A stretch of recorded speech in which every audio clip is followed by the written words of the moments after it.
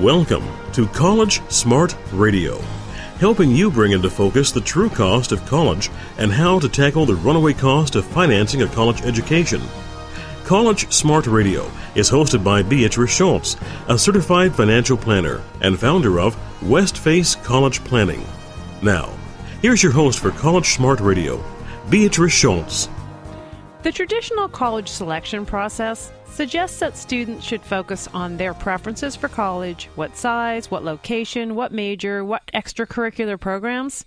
Once these preferences are established, students then research those schools that match the preferences. Student and parents only then apply for financial aid, and the cost to them for these schools, their net cost, is provided, usually too late in March or April of the senior year in high school. Unfortunately, this process and timeline leaves many families trapped in the end, choosing an unaffordable college option, often one that leads to excessive borrowing. On today's College Smart Radio program, we're going to discuss how you can avoid that trap. Hi, I'm Beatrice Schultz. Welcome to our weekly show, College Smart Radio, where we help you tackle the runaway costs of a college education. Our show is all about bringing up-to-date and practical advice to parents who are dealing with the cost of a college education for their kids. With a private school costing up to $60,000 a year, a UC costing close to $35,000, and a California State University running $25,000, parents need more help than ever. We bring you that help by sharing ways to pay less, tapping into financial aid, and prioritizing your source of funds to make sure you get through the most expensive years of your life. Based on my own education and experience, I share my insights with you week in and week out. And I bring in experts in many areas of a college process. From counselors, financial aid officers, student coaches, parents, and even students, you'll learn firsthand the ins and outs of how to pay for college and survive financially. In addition to our show, you can find lots of powerful information at our website, collegesmartradio.com. We have many articles that I've authored with up-to-date information on navigating the waters of paying for the runaway cost of college. We have a monthly e-newsletter full of content about college planning. We also have posted a glossary of key terms used in the world of college planning, terms like total cost of attendance, FAFSA, student assets, and so forth. And we have a link to our free community parent workshops that we host to teach parents about how to pay for college and how the financial aid system really works. Let's get started with today's show. It's no secret that we're in the midst of a national crisis when it comes to student loan debt. I've talked about it on so many of these shows. College costs are outpacing inflation, the economy is challenging, and the amount of federal and state assistance to college is declining. So what's the solution? My guest on today's College Smart Radio show says that by simply changing the way families search for schools, they can eliminate fear and anxiety about college costs. It's all about affordability first. Frank Palmasani is a Chicago area high school guidance counselor and a former college director of admissions. In 1985, Palmasani began delivering seminars on the college financial aid and planning process and estimates he has reached more than 200,000 people through his talks. He's a member of the NACAC, the IACAC, and the College Board. Frank Palmasani has been featured in the Boston Herald, Chicago Tribune, and Yahoo Finance, and previously appeared as a guest on CNN, WGN-TV, and WTTW-TV. He's also the author of Right College, Right Price, a new book published earlier this year. We're thrilled to have Frank on our show. He's joining us via phone today from Chicago. Hi, Frank. Welcome to College Smart Radio. Hello, Beatrice. Thanks for including me. Thanks so much for joining us. Let's start by sharing a little bit about yourself and how you've become an expert on this topic. Well, thanks. Much of it really is an evolution in the sense that when I first started doing presentations, I was working as a director of admissions at the time. You know, most of those presentations revolved around helping people understand the financial aid system. That was in the mid-'80s. And for a period of time, getting students and families to file documents like FAFSA was really predominantly what they needed to do, and the system itself worked.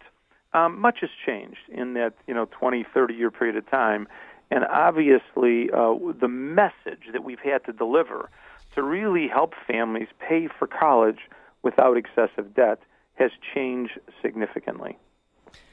So when you think back 20 years ago, why has it changed significantly? Is it that at that time it was mostly government money, or has it always been college funds? Or, I mean, what would you say are the big influencers that make it change, I guess, 20, 30 years later? Well, obviously the biggest thing is that sticker prices at that point in time weren't off the roof. You know, we have had the exponential increases in these college costs, the sticker prices, really within the last 20-year cycle. But so if you look at that, what you basically had is you had federal resources and state resources and lower sticker prices that allowed for the contribution that a family that needed to be made that would somewhat resemble what the government calculated. In other words, if a government calculated an expected family contribution, that typically relatively matched what a family could afford. And there was enough resources through the federal level, the state level, the college itself, and the amount of student loans that a student could take, a minimal amount, that would make up the difference. This is really how the aid system worked for many, many years, and why accessibility for many years was prevalent. As sticker prices increased and resources from the state really diminished, and then the federal government certainly didn't keep up with those sticker price increases, what we've had now is a burden that's been predominantly placed on families. Students and parents have had to borrow more dollars, and the calculation of expected family contribution doesn't really demonstrate an assessment, a realistic assessment of affordability. So you really have a system that's non-functional, and therefore an entire new approach had to be established. So tell us a little bit about that. I mean, as you said, a new approach has to be established, but is it the government who's established it, or do experts like yourself have to kind of educate people on figuring out how to make it work? Exactly. I think when I talk about a new approach being established, what I'm really referencing is how the process of pursuing colleges had been done, and in many cases still continues to be done today.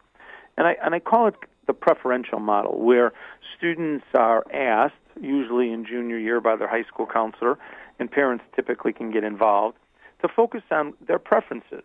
You know, what is it that they want in terms of the size of a school, the location of a school, certainly the majors, the extracurricular interests. Now, many times these conversations occur from high school counselor to student, but many times students are doing this on some computer-based program. And so what you can imagine is that the responses are like a funnel. You know, you start with all of the colleges at the top. There's about 2,000 four-year schools in the country. And then as students answer these questions, fewer and fewer schools appear, kind of like how a funnel would work. And then at the end, after the student has answered the questions, they look at the results and maybe start their search by focusing on these college preferences.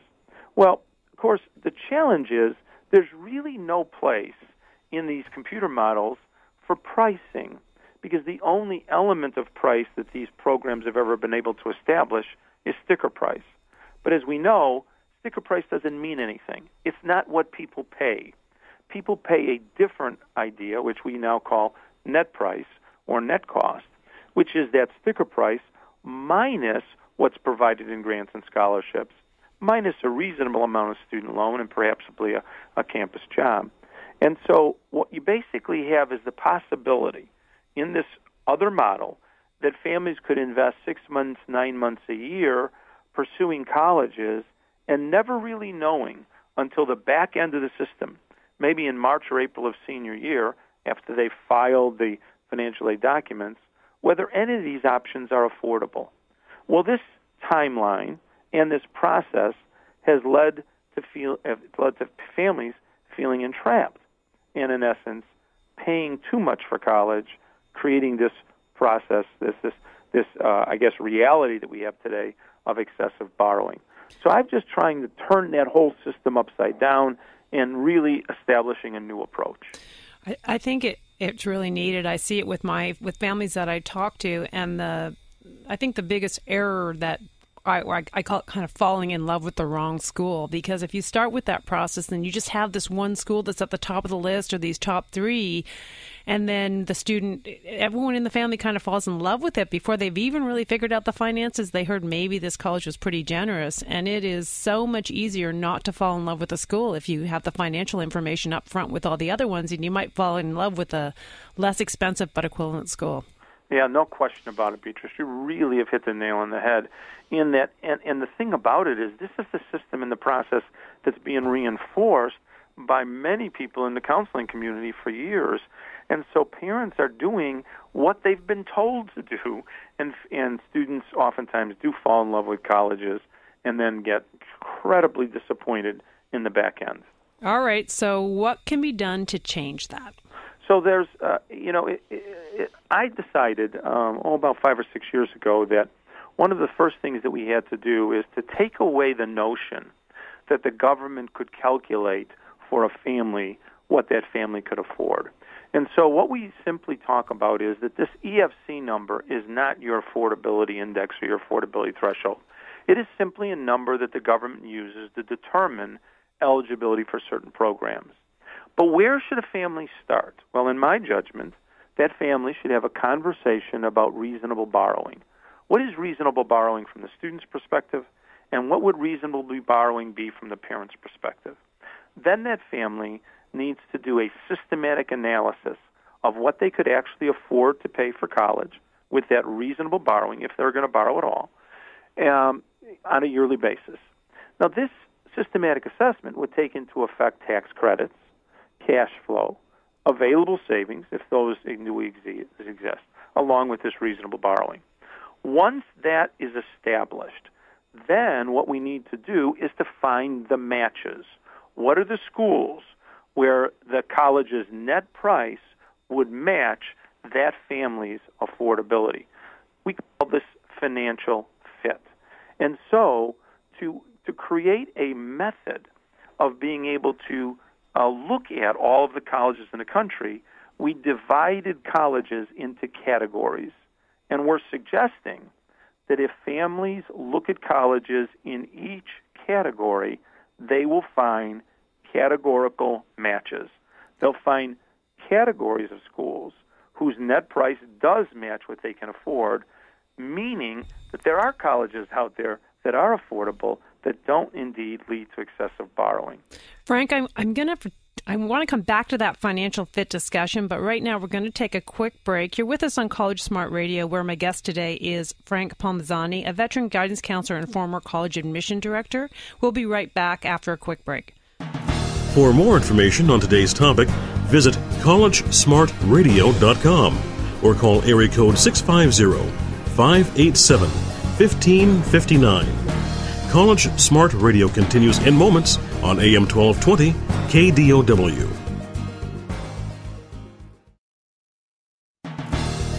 Contact Beatrice Schultz at collegesmartradio.com or call area code 650-587-1559. Now, back to College Smart Radio with your host Beatrice Schultz on AM 1220 KDOW.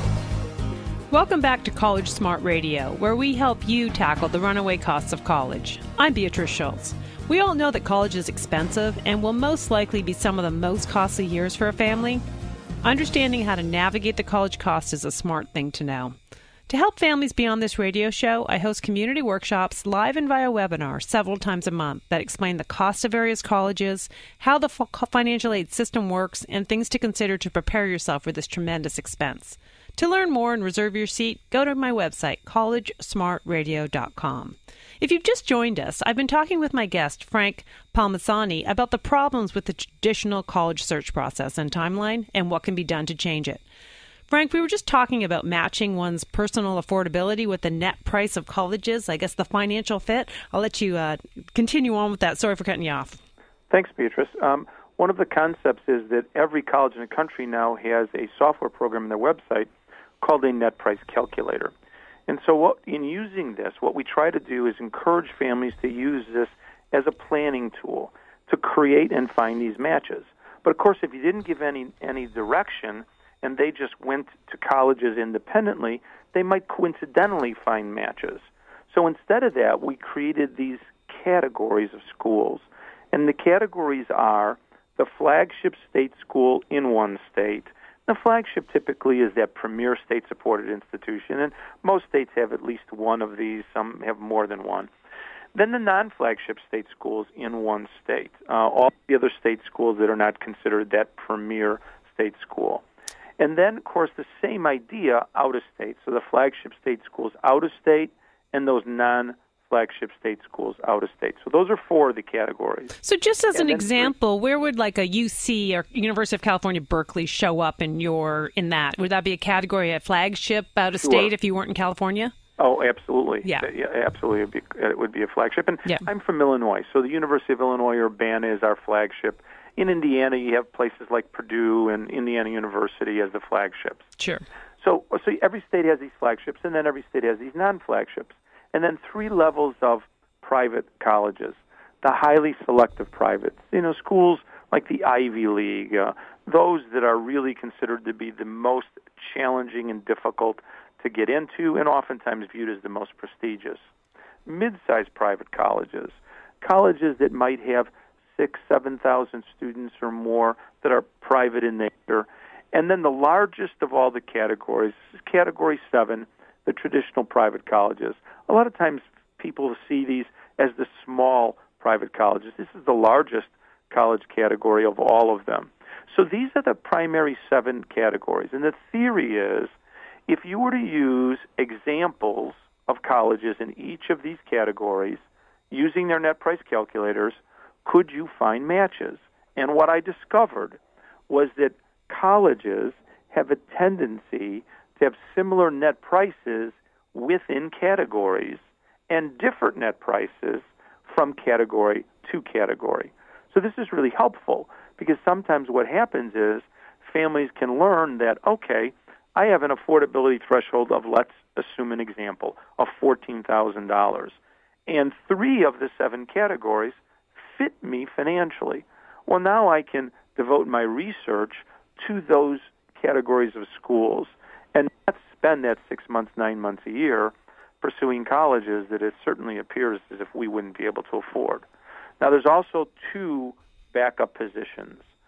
If a family cannot find a financial fit using these 7 categories, of course, the possibility of saving $8,000 to $12,000 in room and board costs, if they can find some local colleges and their son or daughter lives at home, might make that school affordable.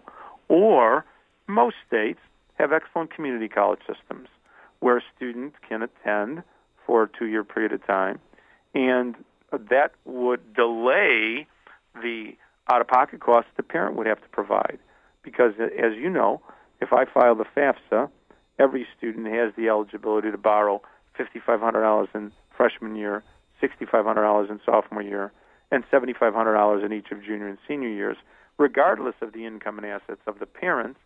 And that borrowing capacity typically is enough to pay for the cost of the community college. So the idea is that there is a financial fit for every family, regardless of that family's financial circumstance. They just haven't been taught how to find these options. Okay, so if we use the financial fit categories, if a family feels that they fit into perhaps the category that had to do with the kind of upper echelon of state schools, as well as the largest group, which is the private schools that are not necessarily the hardest to get into, if we want to use that, then once they choose schools from that category, do they then go to the net price calculator at each of the colleges? Is that sort of how the system would work? Yes. The idea is that actually going to the net price calculator of example colleges in those categories would give them an idea of their fits. And then what they would do is really research those schools in those categories, the colleges in those categories, for all of the other variables. Is it an academic fit? Do these colleges have what I'm looking for academically? Do they indeed provide me an opportunity to have academic success? Does it appear as if it feels right? This is where it's important for students to visit college campuses and really check the cultural, spiritual, social dimensions of a school. But those fits, which are really central and important, shouldn't be done, in our view, until we've created the initial basket of schools that are financial fits. Because if I pursue those other categories, and as you said earlier when we started, fall in love with these colleges, and ultimately it means that my family has to absorb, me as an individual has to absorb $50,000, $60,000, $70,000 of undergraduate debt as a student, well, I'm probably not making a very prudent choice, and it can literally ruin my life financially long term. Well, Frank, can you share a little bit for the audience about your book, Right College, Right Price, and also about the online course, or how they can help themselves to understand how this process works and understand the financial fit process? Well, great. Thanks, Beatrice. We are working very diligently to educate high school guidance counselors about the financial fit process, and we have a number of them moving to the model. But to really get an idea of how it works, one would pick up the book, Right College, Right Price, that you can indeed order at Amazon or find at many of the local bookstores. Or you could go to our website, which is College Countdown. This is a comprehensive college planning website. Financial Fit is an online course that is housed on that website, and one can order Financial Fit if they choose, and you can also order the book, Right College, Right Price. With the online course, what we did is we put 21 videos together in 6 different categories that cover everything anyone would want to know about the planning and the execution phase of the entire financial aid and scholarship process. And we also created 2 software programs, one to help families assess their personal affordability, and the other that takes every net price calculator in the country, places it in one spot, and places every college in these categories that I referred to so that families can find their financial fits. Frank, you're a guidance counselor for a high school today, that's correct? I am. I'm a guidance counselor at Hinsdale South High School, which is outside of Chicago. Great. So I hear what I hear you're doing, and I believe you're doing this for your parents, for your high school. Are you talking to other college guidance counselors, to high school counselors, to try to build this into their system in the high schools?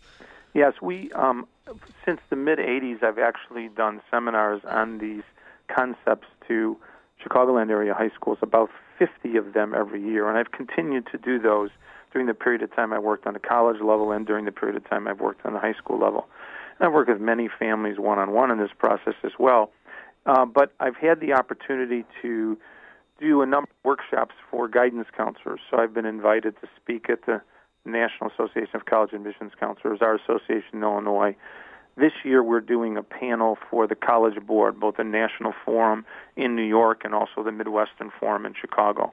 And so at all of these forums we are attempting to introduce counselors to this notion of financial fit. That's great.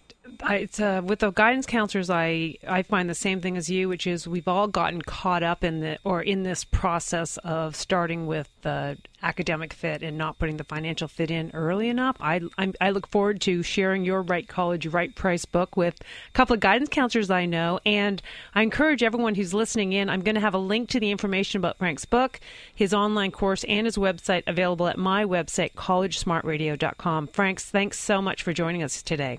Beatrice, it is a pleasure. Thank you. Well, that wraps up another weekly show of College Smart Radio.